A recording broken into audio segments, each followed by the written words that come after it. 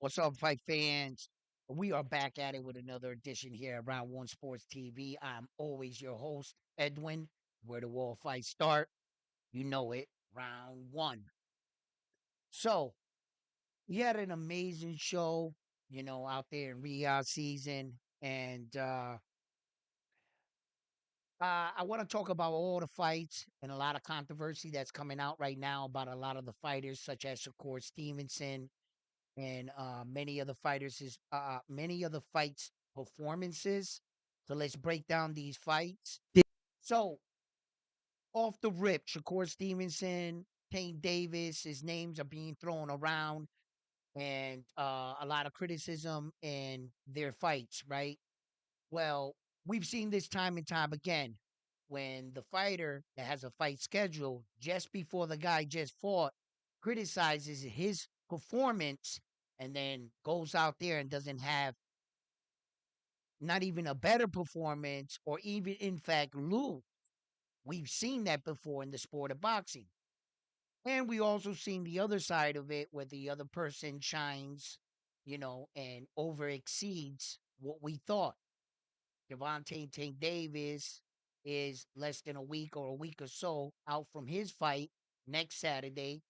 So we're going to see how he fares against his opponent, Lamont Roach, which many spectators feel that this fight right here really has no significance as far as Tank Davis's future in the sport of boxing. Meaning, he fighting Lamont Roach doesn't really do anything for him in his division as a champion. And even if he fought Lamont Roach would be considered the champion at 130. He would never be a champion at 135.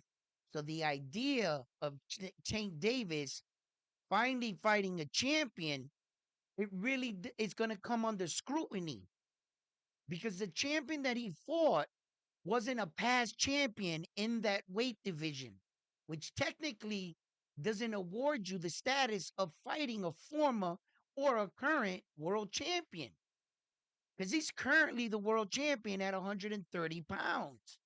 You still haven't fought a champion at 135. That's where you're champion at. That's where you should get your credit at. So I don't know. I think that this fight will come under scrutiny as far as the people watching, tuning in, or people saying that Tank's not a draw, or this and that. I don't think that's what matters here. The fact whether people tune in, buy his pay per view, that's up to the fans. As long as they're tuning in to Tank Davis, I'm with that. Wouldn't that be boosting boxing? Wouldn't that be elevating the sport and having eyes and people tuning in? So, however Tank's doing it, or however he's getting it, thank you. And even with all this controversy, man, hey, it keeps people engaged, right? As long as they're engaging in boxing, I'm with it. But I also like the competition and I can't avoid what the sport entails. Meaning, we're competing for what? These belts. These are our Super Bowls, our World Series, our Stanley Cups. And when we're talking about the most prestigious award in your sport, where's your hardware? Where are your rings? When it's all said and done and you go sit down at the table amongst the legends, or whether you want to take your own path, Mr. Tank Davis, and walk alone with the bag. I can't criticize the man for thinking there will be life after boxing. Get in, get out. If you have the ability to make that kind of money fighting these kind of guys, who the fuck are you to tell him he's doing anything wrong? How? How is he doing anything wrong? The only thing he's doing wrong in the sense of the sport, what we deem the best of the best, when we talk about men like Sugar Ray Leonard, Marvelous Hagler, Roberto Duran, they're legends. Those men are staples in the sport of boxing. Why? because of the things they did, because of the men they shared the ring with. Tank Davis got to open his eyes and realize that you can share the spotlight. You know, this impression that Tank Davis is like telling the public, "Oh, every time I fight these fighters, they seem to get richer or more famous because of my name." You know, he feels like they owe him money. And all of a sudden that starts to get to your head, but you got to understand, Tank, you got to share the square circle with someone. And I understand you want that someone to bring equal value, like Ryan Garcia does. That's why a lot of people criticize you for fighting Ryan Garcia, but that boy makes dollars and cents. In fact, that's your highest payday right there. So, however, this you want to be the guy that's fighting upstream. Boxing and the sports have evolved into the things that they have evolved into today. Meaning, social media is dominating. And fighters like Ryan Garcia and Rolly, they seem to have a spotlight. And fighters like Tio, right, getting hemmed up by I told Terrence Crawford, I told you someone was gonna pull up on him, right? And he had Tio like a hostage. Yo, what you say? Like, we know what that was, right? He pulled Tio's card hard, right? In the most sensible way where you can't say that he was threatening. Terrence Crawford's a smart man, and he doesn't have to do that. Read between the lines. He had him caught, and Tio was pleading out, bro. You know, but it was what we all thought it was. We knew it was publicity from Tio. But sometimes you're going to catch up, you're going to run into these people, man. And Terrence, without being the most gangster, stop being, yo, this is $1 million dude. He did it in a way that with a smile. But he let T.O. know right then and there, bro, I will bust your ass off camera in the back of this building. What? And that's like he checked them, right? But in an elegant way. You got to understand that. When Terrence was saying, I don't need to, blah, blah, blah, that's the way you do it. And an adult recognizes that move. You know, these other kids out here in the social, oh, he didn't do it the right way. If it was me, I would have did it like this. I'd have had him hemmed up. Yeah, you'll give evidence that you were being a bully and that you were obviously had him under pressure. He would have footage. The way Terrence did it, yo, that's a straight boss move right there. But some people might not recognize that because it wasn't as violent in nature as they wanted it to be. But believe me, that's exactly what that was at the highest level. That was some professional tech move right there that Terrence did to Tio. Yes, it was. But the dumb dudes, they think they gotta put everything on camera to show how tough they are. Yo, how he did it was nice. That was some real ball shit right there. But like I was saying, a lot of these fighters are getting this scrutiny and Tank, he's coming up. So what'd you think about Shakur Stevenson's performance? A lot of people booed him and everything. I told you, he knows it. The world knows it. Shakur Stevenson had a lot of pressure on himself. What did he do was the first thing Shakur did when he got out the ring? He was honest. He was honest. Shakur went out to the camera this time and said, yo, what? You guys, I pulled the boxing off the best way it's supposed to be performed.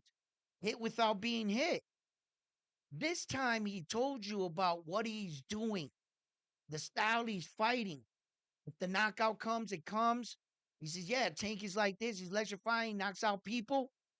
Yo, no shit talking like that. Now he's letting the world know what kind of fighter, and if you're going to support me in this way. Because I think that Shakur Stevenson fought a good fight against Josh Padley. The problem is he had a Josh Padley that had no tomorrow. Josh Padley didn't want to go back to work. You were going to have to kill that man, bro. They threw that towel in and saved him because he got back up. Bro, the motherfucking balls on that dude, the kind of ass whooping that man endured. He was outskilled, outmatched, and his fucking will to keep fighting. Yo, most men would have quit on that ass whooping that Shakur was putting on him. Yeah, it was kind of like far in between a little bit. And, and Shakur was really measured. You know, he was really in his approach. He's not gonna give this dude any opportunity to steal his spotlight like Jaime Munguia did, and we saw that brutal knockout, right?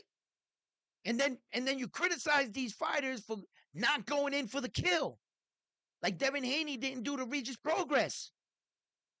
And most of us, have said he should have went in. Yes, have said he did the right thing.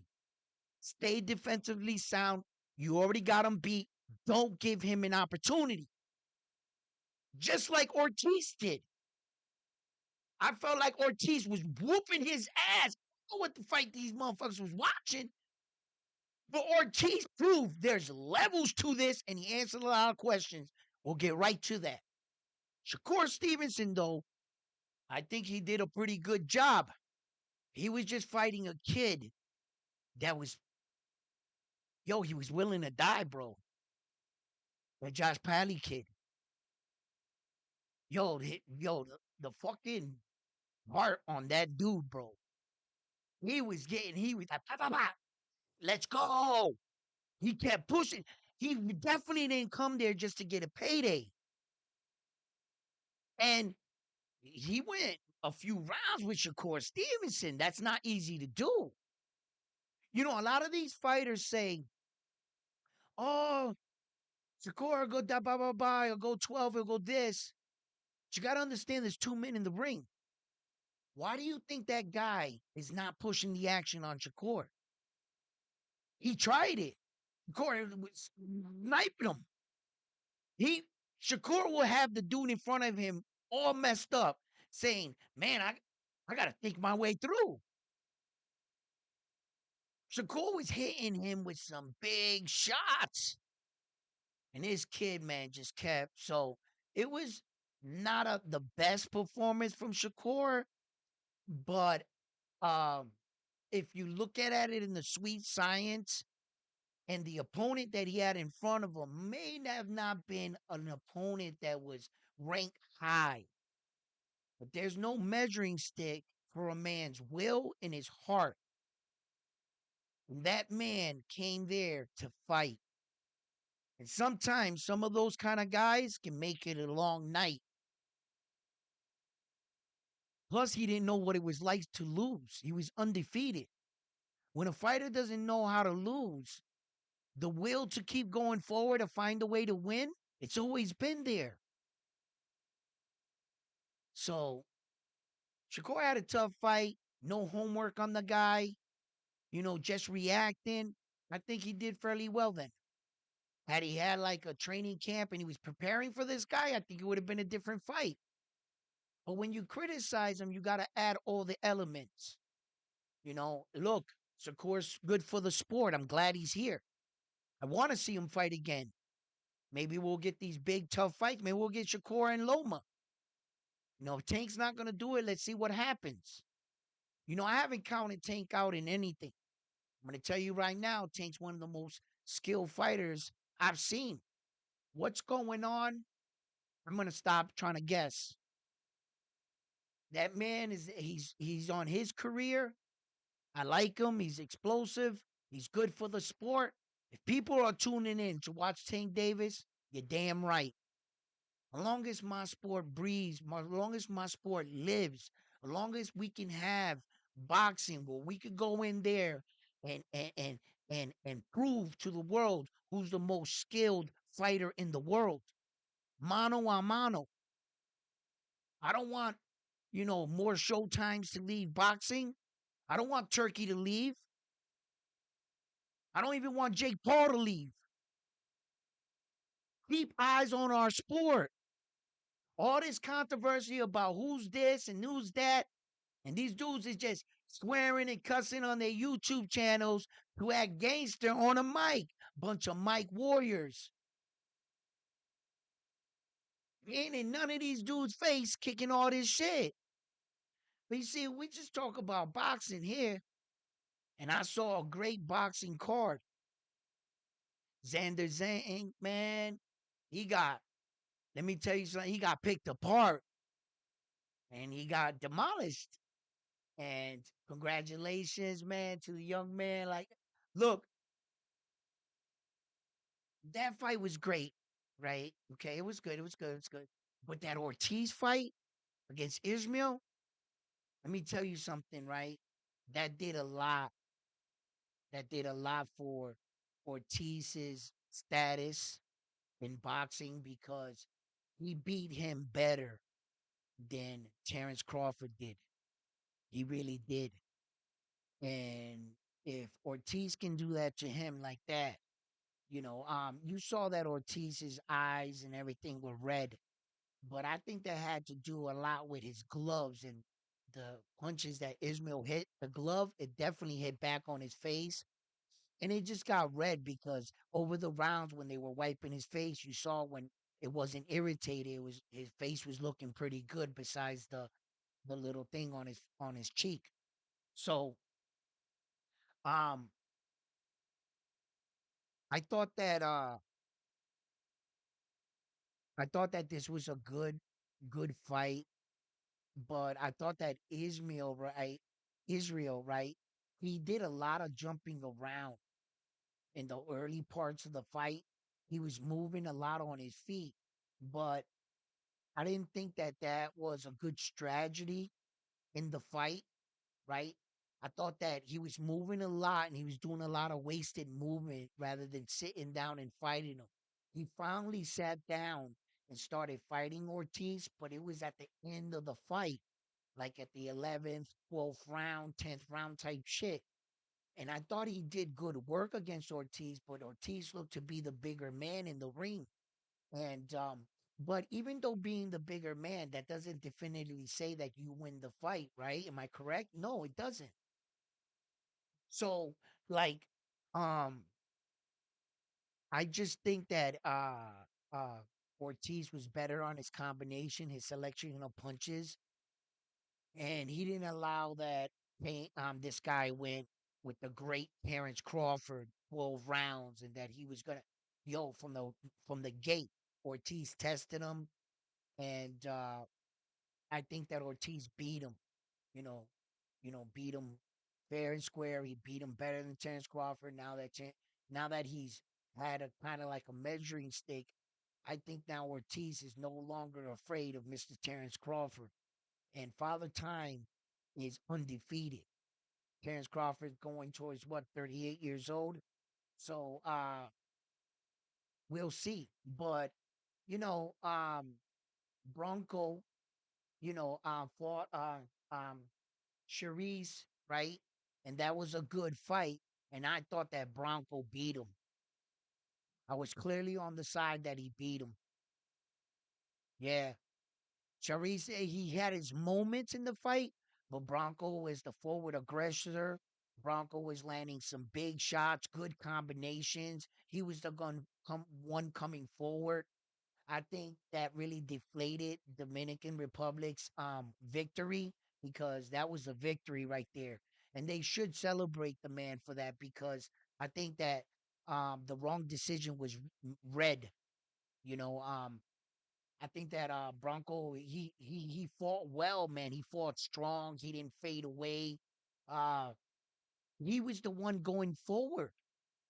And Sharice, he had his moments. He hit him with some good shots, but Bronco was his defense was ill. He's making him miss a lot of punches. And I was telling him stay on the outside, right? And just slip the punches because this guy can't touch you. He couldn't touch him from the outside. He was like, and Bronco was like, yo, making him miss, bro, making him look stupid too at times and lost. But when Bronco would go in and he would like put his forehead on it, like up, like close like that, I was like, why is he doing this? And that's when Sharice would have like um success and catch him coming out because his arms were so long. But when Bronco stayed out on the outside, and he would wait until Sharice would either overextend and then cut in, he would have big success on that, or come right over his shot. And he was catching Sharice like this, and I was saying, I was like, he doesn't go have to go in the inside, and he had Sharice. He had his moments. Yes, he did. He had his moments in the fight. But as far as who I felt won the fight, I clearly felt Bronco won that fight, man. Yeah, I felt like he was up by 2 rounds. Yeah. Um, I don't know. Sharice had his moments in the middle of the part of the fight, but I think that Bronco closed strong, and you know I didn't think that the scoring on the fight was right. No, not at all. But he lives to see another day. Let's see where he goes from here. I've already heard a couple things online. Broncos already looking for another opponent to fight. Uh, so I'll get more back on that for you. And then as far as Joe Parker, right? And Martin Piccoli. Did anybody see that coming? Everybody, including myself, I thought that the bigger puncher was Martin Piccoli, which I think that if Martin Piccoli catches him, he knocks out Joe Parker, right? Now we found out either man can knock out either man, and he did come in heavier, right? But you could see that Martin Piccoli's shots and punches weren't as fluent as regular. Like his arms were fatter, thicker than regular, that he comes into fight shape. So with a training camp, I think it would be a different fight. I would like to see that fight again.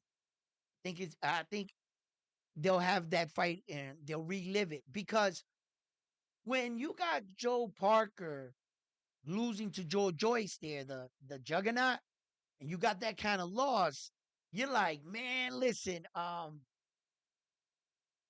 didn't think he was gonna knock out. Like, okay, not that way, not that early. If the knockout was gonna happen on Joe Parker's side, I was more inclined it would have been later in the fight, due to the fact that he just got off his couch, right? So I said he'll gas him out. He'll be like depleted, hit a body shot perhaps, and two up top, and he'll go down on a knee or something, and he'll get finished by accumulation of punches and fatigue. That's how I saw the knockout coming. Not a one shot, boop, and him wobble like this, and his legs checked out, and he was out of there. I didn't I didn't see that coming. No, I didn't see that coming. But um, as far as like where Parker, the Dubois, I'm pretty sure running it back. Dubois was sick. And I told you guys in my video that I knew that the Schofields would attach that to their story, and it would try to give them credibility on their story. But before we try to give him credibility, we have to actually prove that he actually, in fact, was sick. You could use Dubois, but Dubois can prove it. Dubois has doctors, Frank Warren, all of them. The Boxing Athletic Committee has been announced, and the Dubois situation, everything is right there.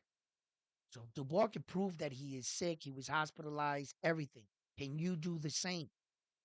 That same mysterious proof you were going to get when you touch down in America, we would like to still see that. The fact that Dubois was sick doesn't get you out of this. Him being sick doesn't determine that you were. We would still like to see the proof. If Dubois showing proof, then you need to show proof. You can't be acquitted on how Dubois got sick. Let's just keep it 100, right? Okay. So I thought, and the new. Listen, shouts out to Callan Smith for pulling off his victory too. That was hard fight. That was a hard fight right there, right? And he got the victory. I think that the winner out of that fight should fight David the Monster Benavidez. I think the winner out of that fight should fight David the Monster Benavidez. And from there, whoever wins from there should get a shot at those four belts because it would really solidify David the Monster Benavidez' position in the 175-pound weight division. You know, if he can beat him, now we're talking because you beat some of the top guys. You didn't come into the division, fight this guy, then David Morrell, and think that David Morrell fight status should award you a shot at those four belts. No, I think he should fight him, and the winner out of them then can fight. Um, or because they might run it back the third time you know and I said it on my live even though I had problems with my stream because of the cord. I finally went back and it was a great live stream and it's laggy and that pissed me off, but um I had said it, everybody had went, and still I went and knew, and I explained to the world. I tried, I told them, I said, listen, if anybody can beat Arthur and outbox him, it's Demetrius Bivol. Arthur feels he didn't have to change anything. If it ain't broke, don't fix it. Demetrius Bivol was the one that said, I saw where I went wrong. I'm going to correct my mistakes. And boy, did he. He came in, he looked a little thinner, more in shape, and he was prepared to go through the war. And his cardio held up the entire fight. He didn't do any shortcuts. He knew he had the ability to outbox him. All he had to do was sustain it. Sustain it. Yo, and he got cracked by Arthur. Demetrius Bivol got an iron chin, bro, because Arthur can crack. The man looked like he fought a grizzly bear on the way to the fight and caught two salmon and cooked them while traveling over the mountaintop to get to the fight. You know what I'm saying?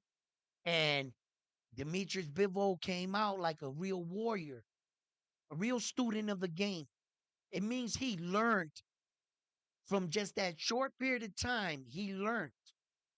And the fact that they fought, very terribly fast, um, it was still fresh. And that was good because Arthur's not getting any younger, 39 years old, right? Um, and it was amazing that they gave us this card, $25. I bought it to support boxing. And I had a great night. It was a long night. It was a long night. Um, and I can't say that every fight lived up to the expectation, but thank you, Turkey Ali Sheik. You pulled off an amazing card. I had a wonderful time, and I got to see the belts on Demetrius Bivol. So I was thankful for that. I saw that they had the belt that they had made. But one interesting fact, when I went and I looked at the belt, I can't help but notice the WBA symbols weren't on the belt. It was like the WBC, right, was the maker of it. So it was like a little bigger than everybody else. WBC's bougie's hell. It had the IBF and it had the WBO on it. The two were like at the bottom right there. But I couldn't help but notice I didn't see the WBA on the belt. Maybe it was in black. Maybe because I can't get a clear picture. Today I'm gonna go try to look for one. I want to see it up. So as far as the event, it was a great card. You know, if you guys are gonna pay $89 to watch Tank Davis, God bless your soul. Um, when Turkey Al Sheet is putting up stuff like this, I believe Tank Davis might have some decision making to make. I believe that the people and the powers that be in the PBC would like them to be to honor them. Kind of like if they go down with the ship type shit. I think that's a little selfish if that's the case. If that's the case, I don't know that to be true. And you know, because Tank's talking like he's showing loyalty, and the ship seems to be going down over there at the PBC. And many times they've been in trouble, and many times they've rising like the phoenix out of the ashes. They're completely surrounded right now, and you know, I think that Al Heyman and them, if they were smart and they love their fighters, they would release them and allow them to have a career elsewhere and not have to look bad. You know, um, if the PBC does go with them and bends the knee, uh, then that means that their fighters would have to go aboard. And everything that they said, including David the Monster Beaters from Tank Davis, you know, that's why I think that uh you can't have too much pride in this world. You have to know that you understand the value of a dollar and how far it can take you and your family. You have to know that you have to put food on your table. So I believe that these fighters should have no shame if the PBC it should fall and go and sign with other promotional networks, you know, Ring Magazine, whatever. And consider, you know, uh, what you came into this sport for, to make a career. You didn't come here to choose sides over promotional companies in a pissing contest. That's not what you got into boxing for. To show loyalty to the people that put the first dollar in your pocket. Fine, you did. I put money in your pocket like you put money in my pocket. I owe you nothing. You made money off of me. So don't sit there and say I owe you anything. This is my life and my career too. And I think that those fighters, if such a decision was to be made, the captain of this ship, if he really loved his crew, he would let them go and go down with the ship himself, not take everybody down with him. So anyway, fight fans, I've been your host, Edwin. Let me know what you think. Uh, Leave your comments in the comment section below. Don't forget to give these videos a like for me, man. It really helps the video out. If you haven't already, subscribe to the channel. And like always, I'm on to the next one after this one here at Round One Sports TV. You guys have been the best. My name is Edwin. Peace.